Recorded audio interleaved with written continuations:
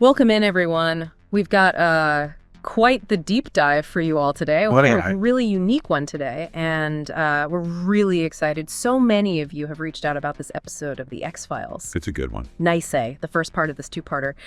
And, you know, going back and revisiting it, I have to say, it really holds up. It's really great. So many of you have brought us your thoughts and your memories of Nisei. So what we want to do today is really get into the nitty-gritty of what made this episode so special. Go beyond just watching it and really dissect all the little details, the story, and maybe even pull back the curtain a little bit and share some behind-the-scenes insights that, you know, maybe you haven't heard before. Yeah, I mean, what's so great about revisiting this episode is just how much it sets up the larger story. You know, you get that classic X-Files blend of the familiar with the really creepy and unsettling. It just pulls you right in. It really does. And I think starting right with that teaser, we're dropped into this scene, Knoxville, Tennessee, inside a train car. Yeah, not exactly where you'd expect to see a surgery. Right? Not at all. We see these Japanese surgeons performing an autopsy on a body that is so clearly not human. And to make it even creepier, the whole thing is being filmed by this little video camera. Yeah, it's like the silent observer to something really, really dark. And then, boom, this military-looking strike team bursts in, takes out the surgeons, grabs the body, and that little camera, it just keeps recording. That's the thing that gets everything going. It's that idea that something this secret, this hidden, it still leaves a trace. It can still get out. Really adds to the tension right from the start. Totally. And from there, we go to, you know, classic scene, Act 1, Mulder in the X-Files office, you know, hunched over that same grainy footage. Obsessing as always. Of course. And Scully, always the voice of reason, is like, Mulder, this tape cost $29.95. Are you kidding me? And she's totally right. We all remember that alien autopsy, right? I was going to say, she makes that reference. But Mulder, he's not even focused on the blurry alien. It's the raid itself that's got him hooked. You know how they stormed into the train car? Though at that point, they don't even know it's a train. It's like that mystery just adds another layer to it. Definitely. And then the tape cuts off right as it's getting good. Their only lead. Some guy in Allentown, Pennsylvania, who claims he got the footage from a satellite. Oh yeah, that's classic Mulder, isn't it? Hidden technology, secret networks. He's always game for that. Always. So off they go to Allentown, and right away the mystery gets a lot more serious and a lot more dangerous. Oh yeah. They find the guy who gave Mulder the take dead in his house with a mailbox that says, get this, Rat Tail Productions. Ooh, creepy. Right? And he was suffocated, a pillowcase, blood all over it. It gets real right away. Okay. Then bam, Mulder spots someone running, and it leads to this whole confrontation with Kazuo Sakurai, this Japanese diplomat. Okay, so this is not your typical suspect. Right. This guy, he knows martial arts, disarms Mulder like it's nothing, but Mulder, always one step ahead, has this hidden gun in his ankle holster. So cool. I know, right? So he arrests Sakurai, grabs his briefcase. Only problem is, this guy doesn't speak English. So now you've got a dead guy, a Japanese diplomat who can't talk to you, and who knows what else in that briefcase. It's a mess. And that brings us to Act 2. Enter Skinner, looking very stressed.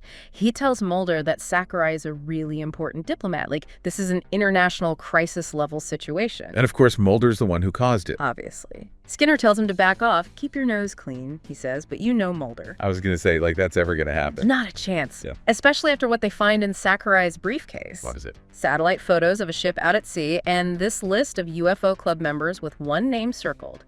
Betsy Hagopian. Okay, so now we have a ship. We do. Classic X-Files split up.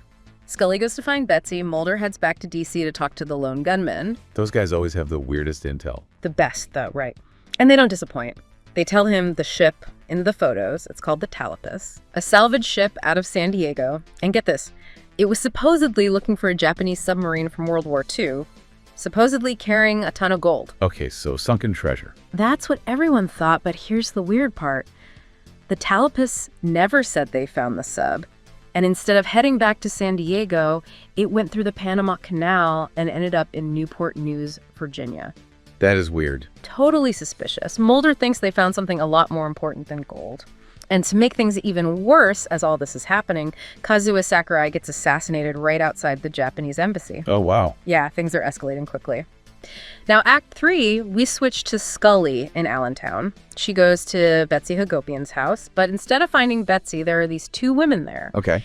And they recognize something in Scully, something about her abduction. They've got a MUFON sticker on their window, so, they're into all this stuff. Right. And these women, they start talking about all these things that are so familiar: missing time, unexplained events, being taken to the bright white place.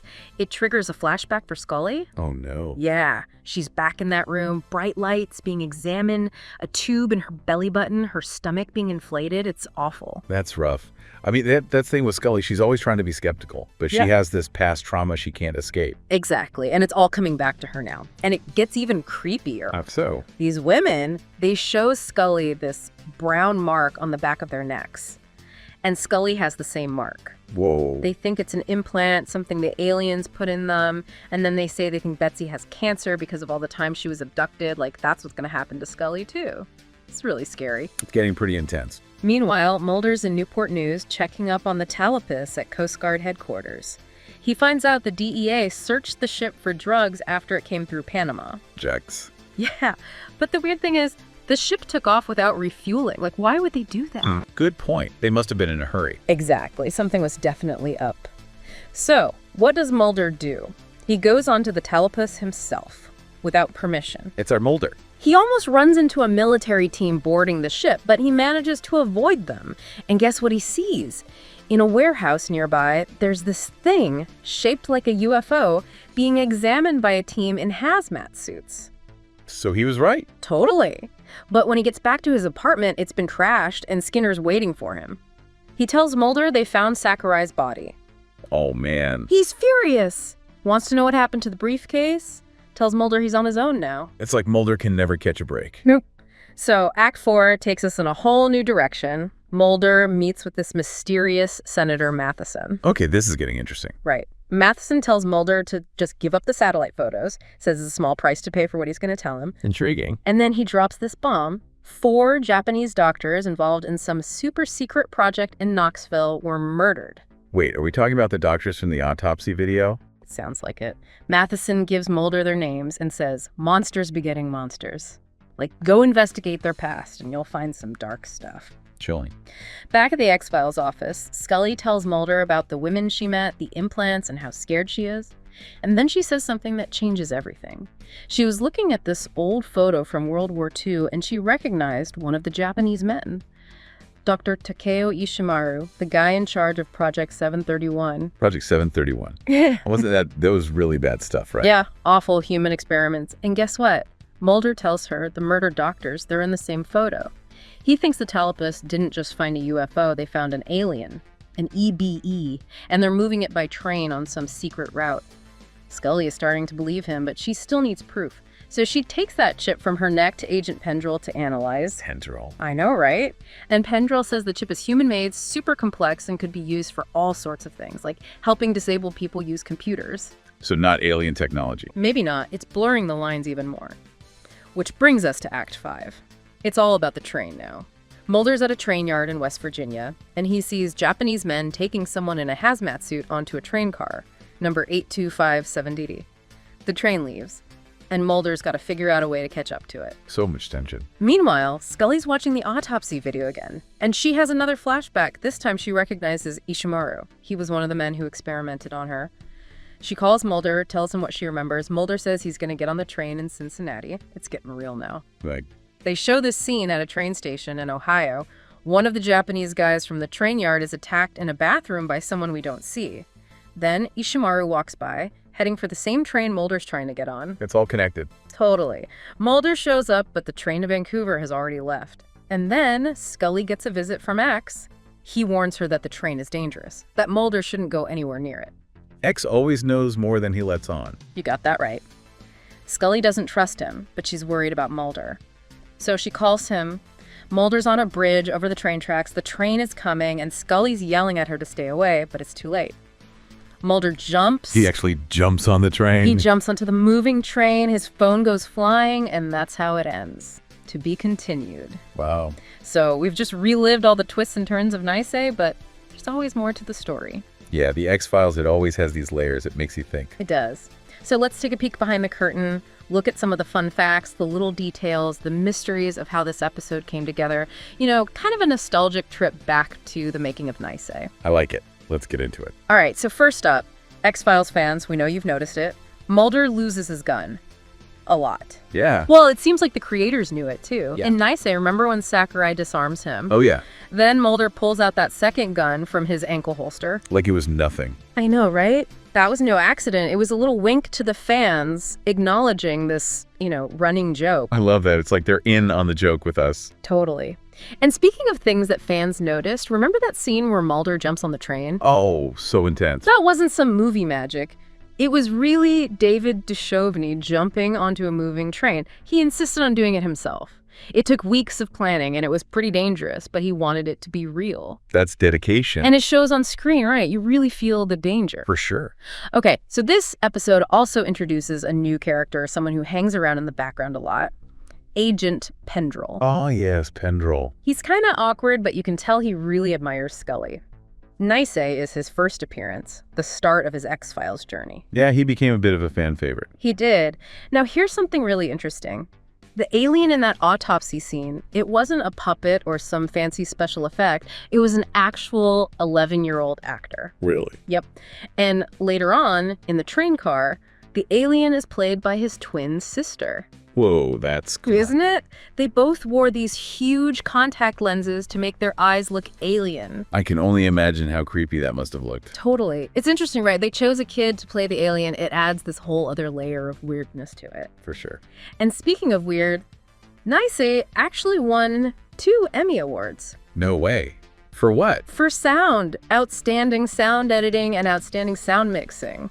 Think about all those little sounds in the episode, the train noises, the gunfire, the creepy, almost silent moments. Yeah, sound design is so important for creating the mood. Totally. And the sound guys on the X-Files were the best.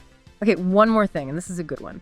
Remember when Scully tells Mulder that his alien autopsy tape is even hokier than the one they aired on the Fox network? Vaguely. Well, that was a joke, like an inside joke. Because a year before Nisei aired, Fox actually showed this special called Alien Autopsy, Fact or Fiction. It was this whole thing. Oh, wow, so they were referencing a real event. Yep. It's that kind of blurring of reality and fiction that the X-Files was so good at. Definitely. Oh, and one more fun fact about the filming. Remember all those train yard scenes? Yeah. Well, they were supposed to be in West Virginia, but if you look closely, some of the trains have Canadian markings on them. Uh-huh, really? Yeah, like BC Rail. They filmed most of the show in Vancouver, so they had to get creative sometimes. I love those little details. Me too. Okay, last but not least, let's talk about the title.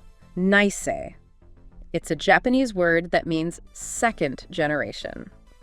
It refers to the children of Japanese immigrants. Interesting. It makes you think, right?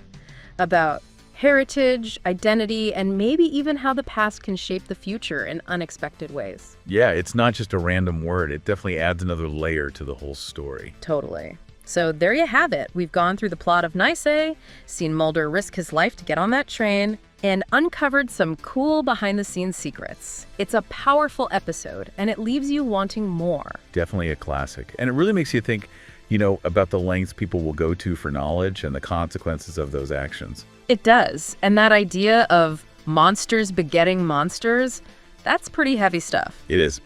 So thanks for joining us on this deep dive into Nisei. We hope you enjoyed it. Thanks for having me. Until next time.